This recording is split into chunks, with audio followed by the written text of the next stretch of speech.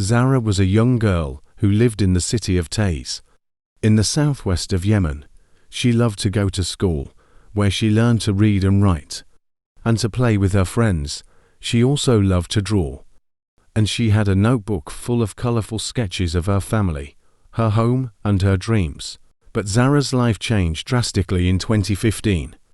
When the civil war broke out in Yemen, the war was between the Houthi rebels, who were Shia Muslims with links to Iran, and the government forces, who were Sunni Muslims backed by a Saudi-led coalition. The Houthis had taken over the capital, Zara, and other parts of the country, and the government had fled to the southern city of Aden. Taiz was caught in the middle of the fighting and became a battleground for both sides. Zara's school was closed, and her father, who was a teacher, lost his job. Her mother, who was a nurse, had to work long hours at the hospital, where she treated the wounded and the sick. Zara and her younger brother, Omar, had to stay at home, where they were often hungry and scared. They could hear the sound of gunshots, explosions, and airstrikes, and they saw the smoke and fire in the sky. They also saw the bodies of people and animals on the streets, and the rubble of buildings and houses. Zara tried to be brave and to comfort her brother. She told him stories, sang him songs, and drew him pictures. She also prayed to God and asked him to end the war and to protect her family and friends. She wondered why the people were fighting and why they hated each other.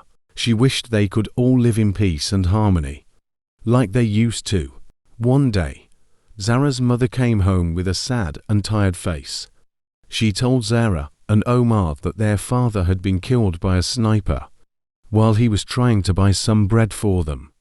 Zara felt a sharp pain in her chest, and tears streamed down her face. She hugged her mother and brother, and they cried together. She could not believe that her father was gone, and that she would never see him again. Zara's mother decided to leave Taiz and to take her children to a safer place. She packed some clothes, food, and water, and they left their home in the middle of the night. They joined a group of other people who were also fleeing the city, and they walked for many hours, avoiding the checkpoints and the mines.